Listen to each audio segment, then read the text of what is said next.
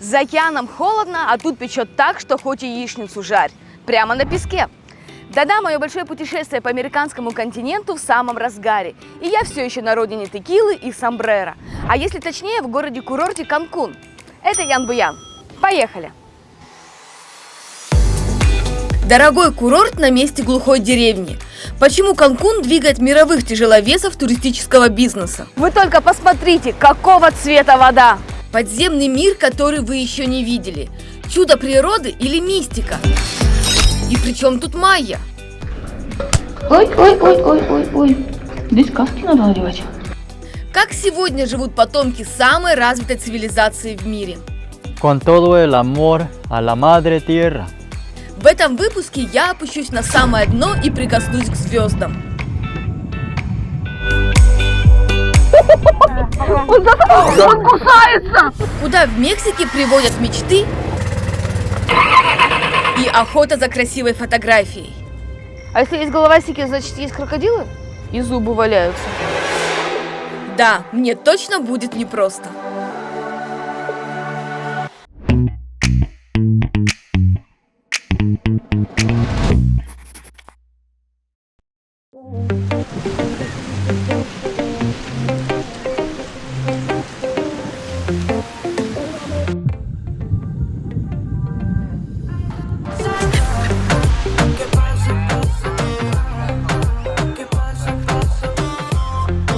Канкун – город-курорт, город-мечта.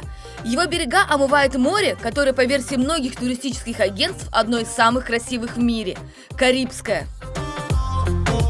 Вы только посмотрите, какого цвета вода!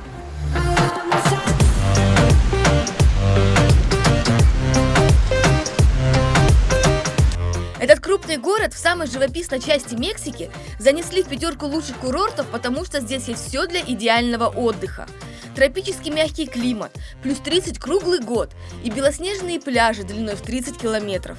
Это место называется очень красиво – пляж дельфинов. Известен он на весь город, и поэтому здесь всегда много народа.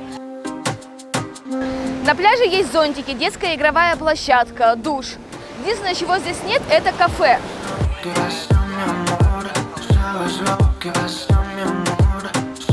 Но проблем с едой нет. Вокруг дорогие и очень дорогие отели с ресторанами. Впрочем, это целый город, в котором одни гостиницы. Это зона, где отель на отеле. Сложно представить, что еще каких-то полвека тому назад тут был обычный рыбацкий поселок.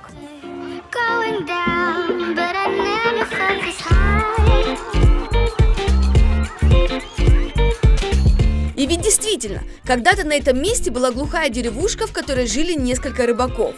Но кто-то из правительства решил, что из захолустья в непроходимых джунглях можно сделать курорт мирового уровня. И вуаля!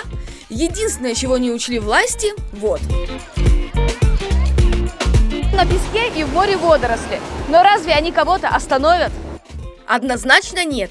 Представьте, на этих пляжах в прошлом году загорели и отдохнули 3 миллиона туристов. И это в пандемию, а до нее все 7. И если учесть, что один путешественник оставляет минимум $100, то город зарабатывает сотни миллионов. Но что-то мне подсказывает, богатенькие американцы тратят здесь намного больше. Если делить туристов по национальностям, то американцев, жителей США, тут больше всего. Перемахнул через границу и отдыхай себе на пляже. Это примерно то же самое, что для нас турецкая Анталия. Поэтому я сильно удивилась, когда вдруг услышала русскую речь.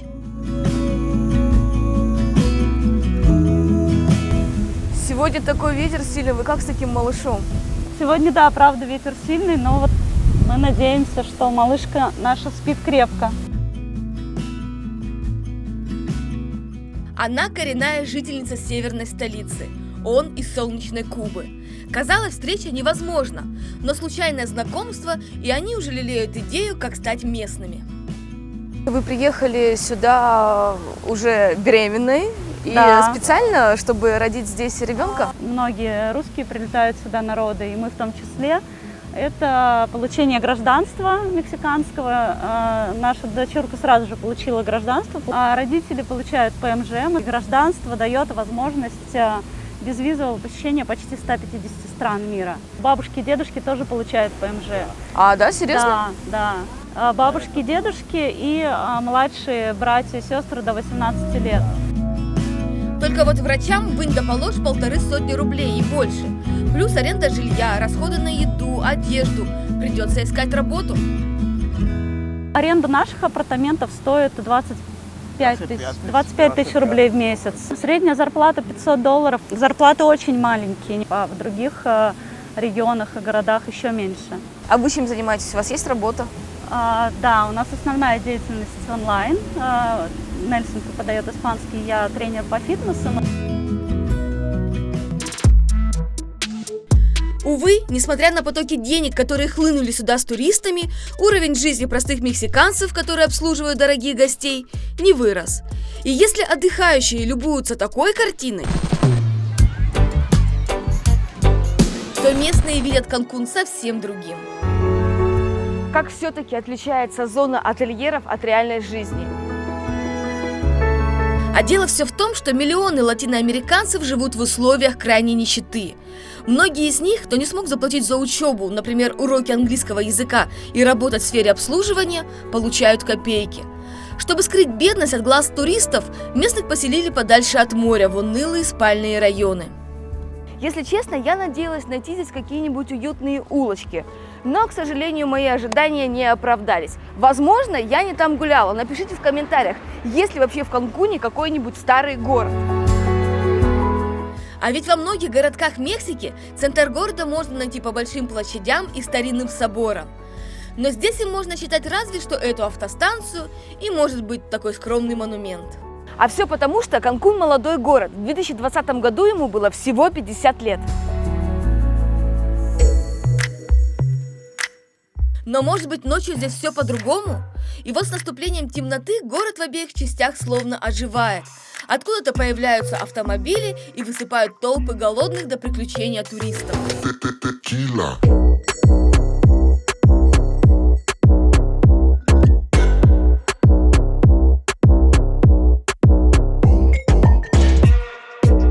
Потому что этот курорт славится своими ночными развлечениями. Ведь здесь, куда ни сверни, всюду концерты, клубы, бары, рестораны, вечеринки. И они не смолкают до утра. Сюда приезжают диджеи с мировыми именами и американские студенты, чтобы оттянуться, так сказать, по полной.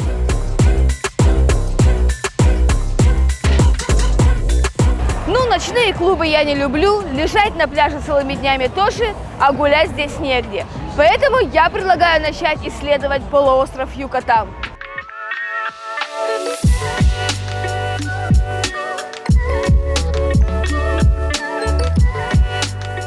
А это значит, оставляем в покое виды Канкуна и мчим дальше. По одной из версий ученых, природу и ландшафт полуострова изменил метеорит, упавший на Землю 65 миллионов лет назад. Космическое тело, размер которого как четверть Москвы, испаряло камни и песок, оставляя дыры в земле. Именно это стало причиной вымирания динозавров. Теперь здесь десятки еще не изученных нами городов, непролазных джунглей и песчаных берегов. А еще древнейших пирамид, построенных самой развитой цивилизацией майя, и блестящих помпезных отелей. Вперед!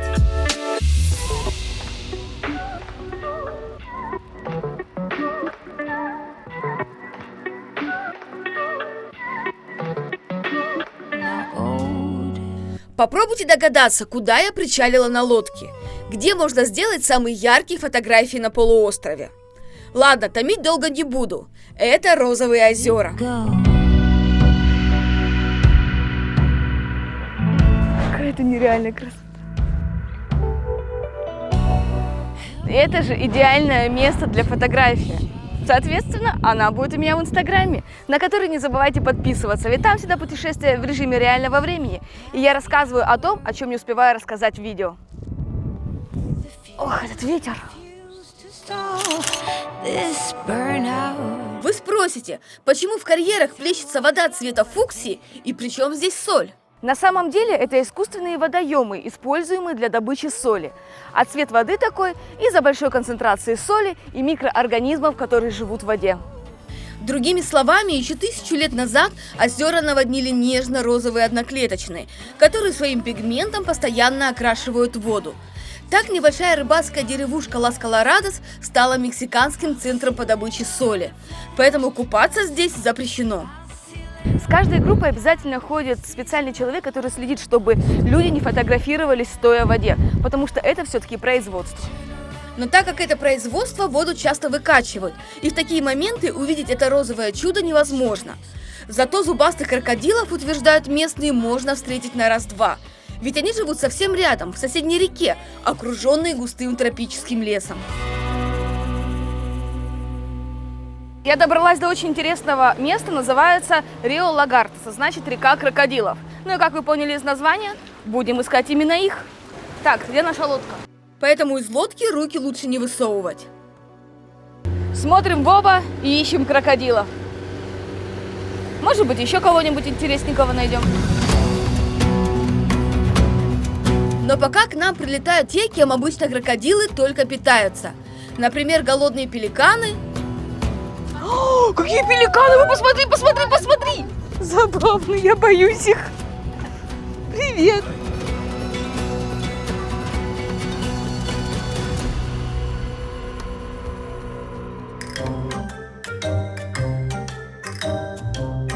И гордые фламинго. Кстати, если вы еще не знаете, эти птицы рождаются серыми, а розовыми их перья становятся с возрастом, когда они съедают, очень много рачков с каротиноидами в составе их панцирей. Впрочем, Рио Лагартос – это огромная лагуна, где живут 200 видов животных и птиц, поэтому кого здесь только нет. И как назло, ни одного крокодила на моем пути. То чувство, когда под каждым кустом тебе мерещится крокодил.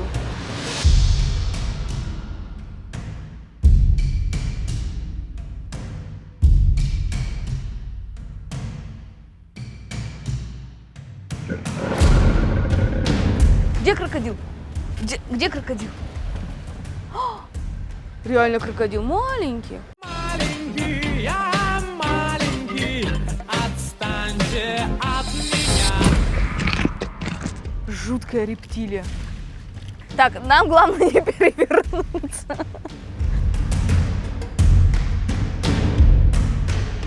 Ой, еда. Еда. Пасть открыл, пасть открыл. Но, видимо, унюхав запах еды, то есть нас, зубастый потомок динозавров грозно открывает пасть и приближается к лодке.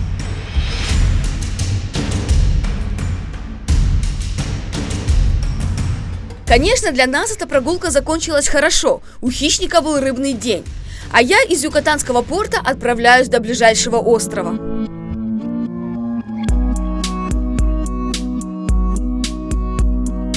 Есть у меня одна мечта, о которой я грежу уже лет 10. Но на самом деле осуществить ее не так просто, потому что в мире таких мест не так много.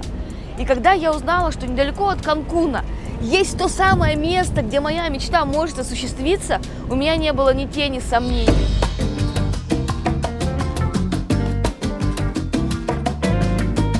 Мечта меня ждет на острове, имя которого Холбокс.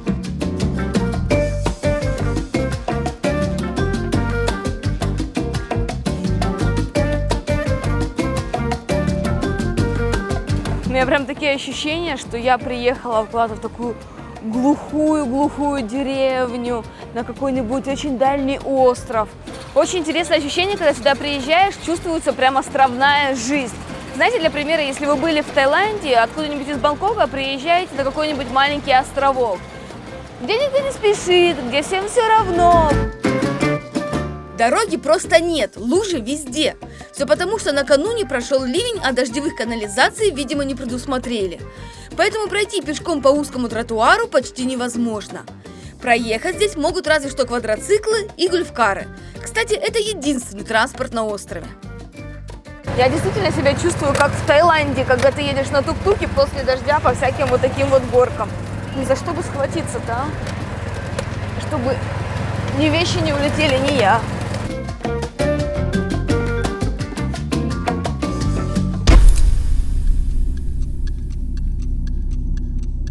А дальше дороги затоплены так сильно, что даже бывалые водители этих вездеходов ехать отказываются.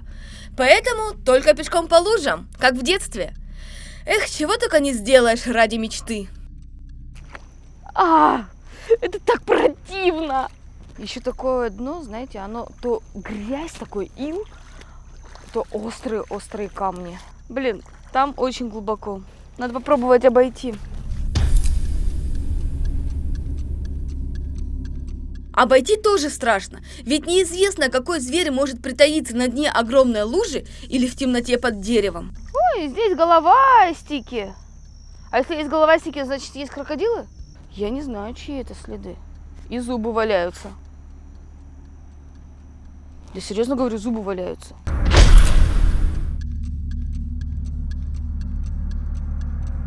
Дорога в обход приводит в тупик. А вот здесь, походу, я уже пришла. Дальше дороги нет. Я не понимаю, что происходит. Вообще этого не должно быть. Должна быть спокойная дорога. Но дальше дороги точно нет. Либо искать другой путь, либо отказываться от идеи. И только я решила, что время разворачиваться,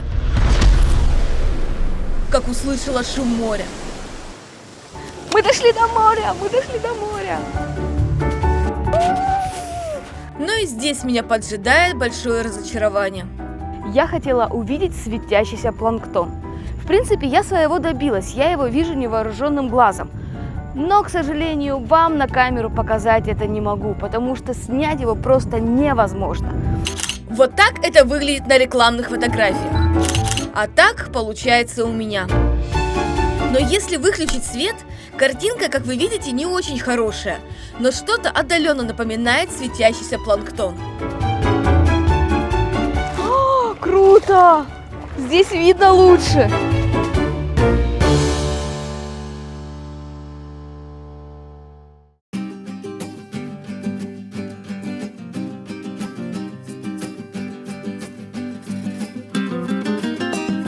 Море так море. Все туристы как один утверждают, что в воде живут невероятные существа, которые поражают даже бывалых дайверов.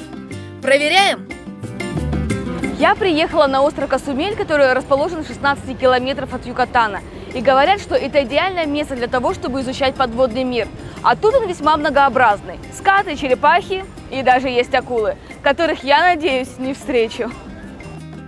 А еще посмотрим, что вокруг. Ведь Касумель самый крупный остров в Мексике. Его размеры 53 на 14 километров. Но на этой территории построен всего один город – Сан-Мигель. А 90% острова пока еще не освоены.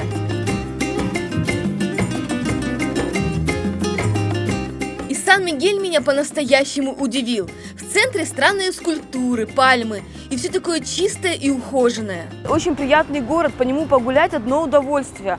Если честно, я очень разочарована, что мы столько времени провели в Канкуне. Лучше бы приехали сюда.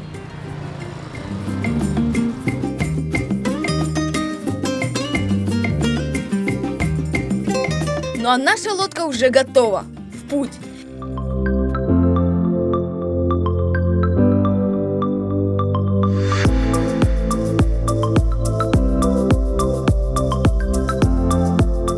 Чем дальше мы уходим от берега, тем красивее становится море. Вы только посмотрите на эту лазурную гладь.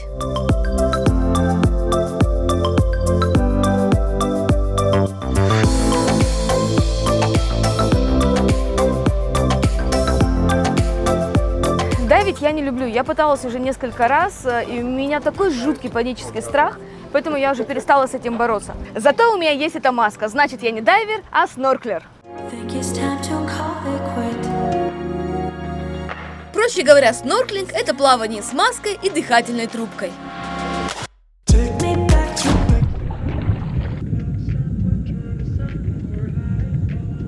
Вот ты какое Карибское царство! Вокруг проплывают какие-то рыбы, на дне притаились звезды. А этот скат, видимо, уверен, что он спрятался.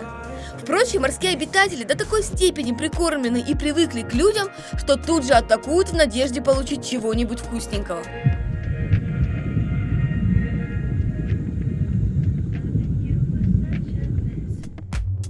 А дикие скаты на берегу так вообще больше напоминают домашних питомцев.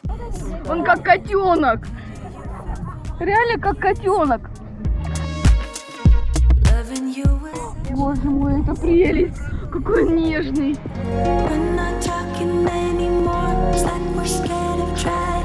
So different from when we started off. Он кусается! Он кусается! Нормально так кусанул-то. Вот теперь я, кажется, понимаю, почему Мексика откусывает огромные куски от туристического пирога у таких динозавров, как Гавайи и Бали. Но какими бы ни были море красивым, а пляж комфортным, душа туриста требует приключений. Поэтому я отправляюсь в самую гущу джунглей. На полуострове Юкатан сотни пирамид. Самая известная из них – Чичен-Ица. Но я решила прийти не на столь распиаренную. Называется она Экбалам. Кажется, это какие-то руины в лесу, а на самом деле здесь около 2000 лет назад майя построили одну из самых высоких пирамид на полуострове. И разобраться в истории ее происхождения мне поможет ученый Лариса Сосновская. Нормальная такая пирамидка-то. Не маленькая. Ты готова? Да, я хочу туда. Как майя это сделали без специальной техники, для ученых до сих пор остается загадкой. Одни уверяют, мол, цивилизация появилась раньше, чем написано в учебниках. Другие считают, что еще ранее родилась другая нация, которая и оставила после себя эти памятники и научные работы. А майя просто первыми их нашли. Последние ступеньки, ну и наконец-то мы на самом верху. Вау, как высоко. Да, но зато как красиво.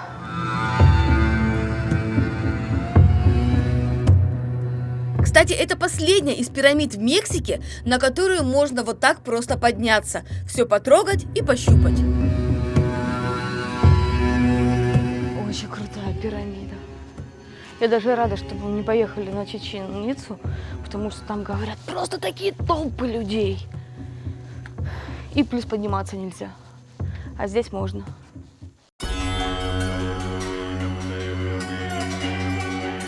А ведь именно здесь правители приносили свой же народ в жертву богам. Для хорошей погоды, например. При этом, как подозревают ученые, власти не очень-то и верили в божьи силы. Сами майя, получается, просто знали, что идет сезон дождей, приходит там осень, и они этим пользовались, обманывая свой народ. Да, они очень много использовали научных знаний, которые были у правителей, которые они передавали. У них были астрономы, которые следили за звездами. Но они-то всегда знали, когда нужно начать сажать урожай, потому что пойдут дожди.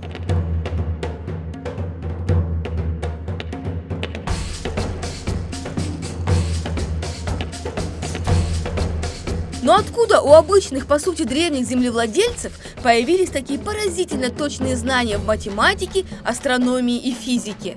Может, потомки майя об этом знают? Это настоящая община майя, где проживают потомки того самого древнего народа. В общине, которая называется Дос Пальмас, чуть более 30 человек. И до недавнего времени тут не было абсолютно никаких благ цивилизации. Даже электричество появилось всего пару лет назад. Для начала изучим дома умнейшей цивилизации.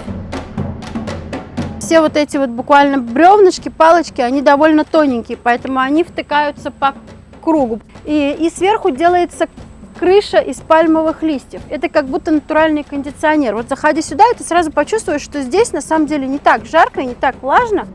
Скромно и просто. Вот так сажали зерна, так их мололи обычным камнем вручную, а здесь жарили. Кстати, из самых обычных продуктов. Но, как я убедилась, приготовить, например, тортилью – это такая тонкая кукурузная лепешка. Сложно. Смотри, сначала делай шарик, а потом клади и прихлопывай 4 пальцами. У меня не получилось.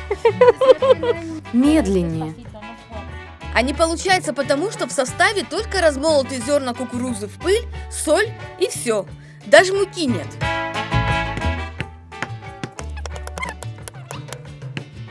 Поэтому тесто подло прилипает, и самая обычная лепешка у меня не клеится. У майянцев говорят, кто научился делать тортилью, тот может выходить замуж. Так что Не такое это и простое дело.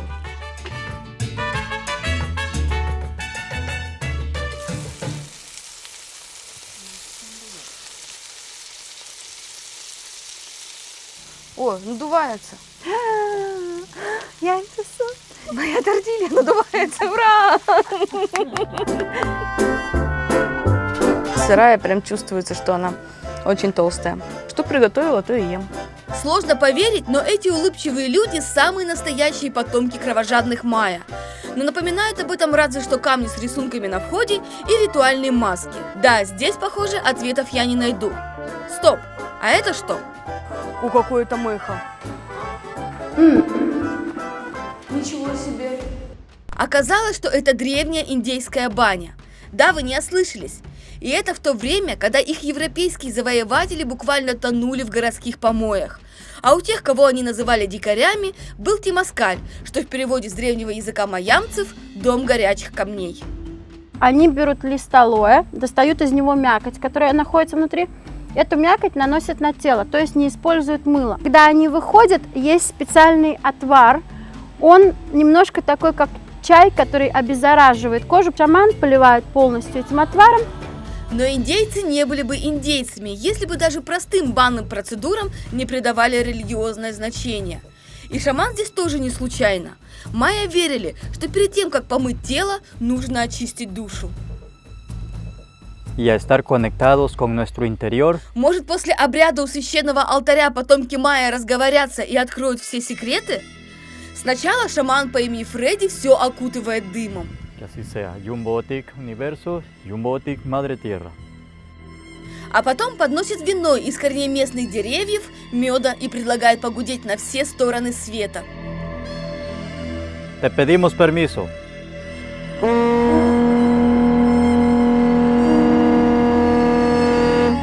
El norte, la casa de los abuelos.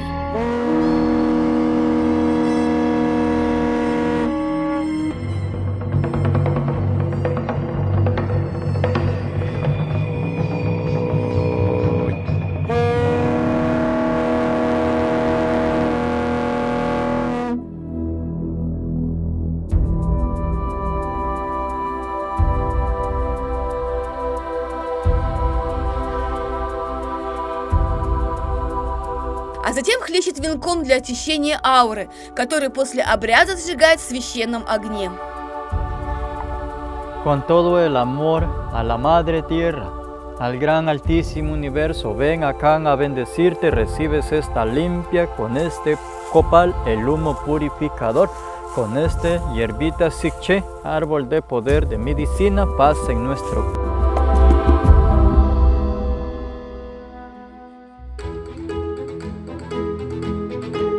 И если вы думаете, что на этом все, то вы сильно ошибаетесь. Потомки майя приглашают меня спуститься еще и под землю, полную летучих мышей. Точнее, в сеноты. Это пещеры с пресной водой.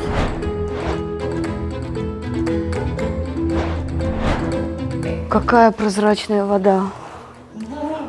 Просто кристально чистая. О том, как появились сеноты, ученые спорят до сих пор. Одни уверяют, что это проделки того же метеорита, который упал на Землю миллионы лет назад. Другие объясняют, это просто дождевые капли, просачиваясь через мягкий известняк, смешиваются с морской соленой жидкостью и образуют капсулу. Вот так вот выглядят спуски в некоторые сеноты. Очень крутые, опасные, нужно аккуратно спускаться. Вот это круто! Как бы то ни было, но майя, найдя сеноты, назвали их священными вратами в царство мертвых. Для майя сенот – это не только источник пресной воды, но и также соединение с подземным миром. Но подземный мир для майя – это не как для нас ад, это мир знаний, потому что люди, которые умирают, они уходят под землю вначале, куда они уходят, чтобы помедитировать, чтобы побыть с собой, чтобы спросить совета и послушать, что им расскажут предки. Это самый большой сенот на полуострове Юкатан – Сак-Актум. Ну что, поплыли? Поплыли. Вода холодная. Да какая же она холодная? Ой, холодная. Его длина 300 километров. Это как от Москвы до Костромы. И погружаясь в воду, ты словно попадаешь в другой мир. В каком-то другом измерении находишься. Как будто действительно заходишь в царство мертвых. Известняковые сталактиты рисуют причудливые тени. А вода такая чистая, что на дне можно разглядеть дружелюбных рыбок. Какая же все-таки удивительная природа, а? Какие она вещи создает. Но меня, конечно, еще очень впечатляют эти корни. И в то же время сеноты переполнены опасностями. Ведь заблудиться здесь можно в 2 счета. А сталактиты из хрупкого известняка, которые могут рассыпаться и обвалиться вмиг. Ой. Здесь каски надо надевать. Ну или просто поцарапать голову. А течение так вообще унести в неизвестном направлении. Течение здесь достаточно сильное. Прям чувствуешь, как тебя несет в другую сторону, не туда, куда тебе надо плыть. Природа создает удивительные вещи. Но поверьте, в этом месте нужно оказаться, чтобы увидеть его собственными глазами. Теперь понятно, почему майя придавали такой разнообразной мексиканской природе мистический окрас. Но все же сегодня потомки самой развитой цивилизации живут самой обычной жизнью, принимают католичество и почти ничем не отличаются от мексиканцев.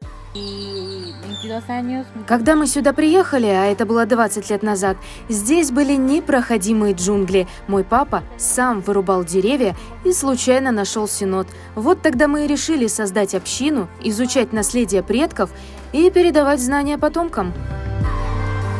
Ну, разве что зарабатывают на тортилью необычным способом.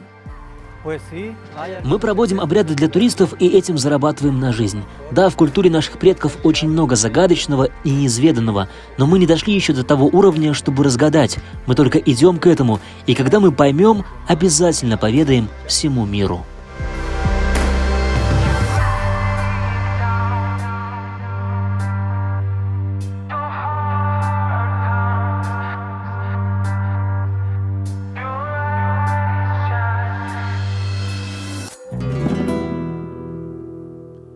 Sin tus caderas no puedo Такой он, этот полуостров Юкатан, настоящий и дикий, где в тени блестящих дорогих отелей прячутся полуразрушенные дома местных жителей, где потомки загадочных майя очищают ауры дорогих туристов. И загадка их популярности похожа в новизне и неизведанности. Ну вот и все. Путешествие по Мексике завершается. Удивительная это все-таки страна. Празднование Дня мертвых – это что-то невероятное. Или загадки древних майя, которые человечеству, похоже, разгадывать еще не одно столетие. Но сюда едут и те, кто желает не ломать голову и отключить ее, наслаждаясь удивительной природой и уникальным климатом. С вами был канал Ян Буян. И я говорю до свидания Северной Америки и направляюсь в сторону Южной. Увидимся в Перу. И не забываем про лайки. Ay, muévete, mami, anda, muévete, muévete, muévete, muévete y con mi son sabroso que te traigo ahora. Muévete, ajá, ajá, muévete, mami, ahora.